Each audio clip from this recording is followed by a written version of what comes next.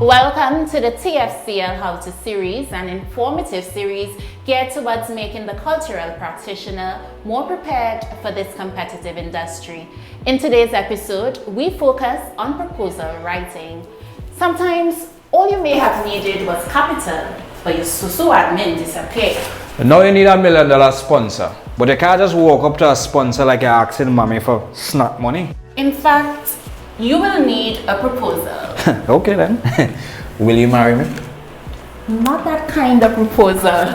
Rather, it's a document entailing a set of suggestions and considerations for a sponsor or an organization you're interested in partnering with. Oh, a proposal. Basically, that'll include all the things you aim to achieve and how a sponsor will be able to help. That's correct. Oh, so I guess this wouldn't work? Mr. Government, I really want to show them youths what their potential could be and take. Yeah, I just didn't know if I had to put my middle name when I was signing the thing. No, sir. It's clear that you skipped the research phase, or you would have asked yourself a few crucial questions before you got started. Before you start writing anything, you need to know who your audience is.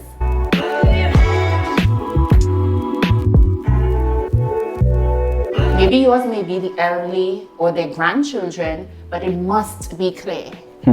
You're right, because this would influence how the proposal is worded, and you have to be mindful of who you're writing your proposal to. Because some organizations have a specific target audience for their corporate social responsibility. You're right. When you go to the ice cream shop, before you buy that 2 scoop, what do?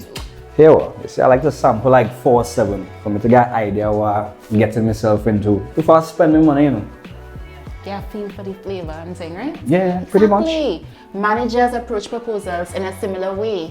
With hundreds of different flavored proposals to choose from, you need to provide them with a taste or an abstract summary. Wait, abstract summary. So wait, as a concentrated version of the entire thing in the first paragraph, because that'll save some time. I'll catch you.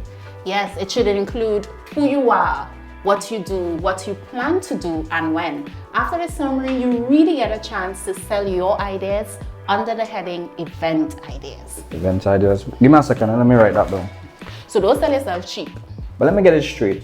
These were expound on your concept. Yes, here you explain in detail how you plan to implement your project. This could be divided into phases. Wait, so let me get it straight. If I want to plan an arts camp, and let me say my first phase is vocal training workshops, what about that? Yeah, that sounds good, except for the fact that you cannot sing. Hey, catch yourself. These adult cousins, You could kill my dreams, but I can't kill my spirit. Take your time. Anyways, you also want to include what you plan to achieve at the end of the project. Deliverables, objectives. Wait, give me a second. How much that would cost? Speaking about cost, your budget should be next. It's true, budget very important to any proposal process. You're right. This should be as detailed as possible, giving account to all that is needed financially for the project's success. If you had to buy a pack, just put it in your budget. Accountability is very important to any sponsor. Well, that's a wrap. That's a wrap if you're looking to get your proposal rejected. Talking about. Any process that includes extensive writing must have extensive vetting. Vetting? No, not the animal doctor, eh? I knew that. It's the careful and critical review and analysis before submission. This involves proofreading, checking for spelling errors, and also inconsistencies with formatting. I could do this, man.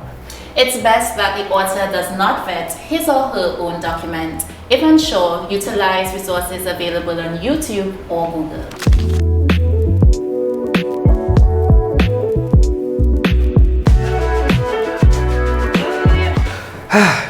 And we're done. Now, wasn't that easy?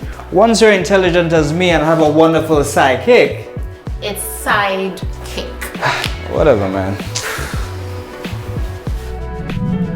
Thank you for tuning in to the Tobago Festival's Network. Stay tuned for our next episode where we'll be going into preparing your portfolio.